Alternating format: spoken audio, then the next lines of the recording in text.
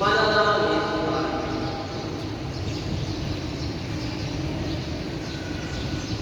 Ama namin na makapangyarihan, ginawa mo ng pangako na patularan ang nakapagligtas ng dalilipan sa amin para sa pagkasunod ay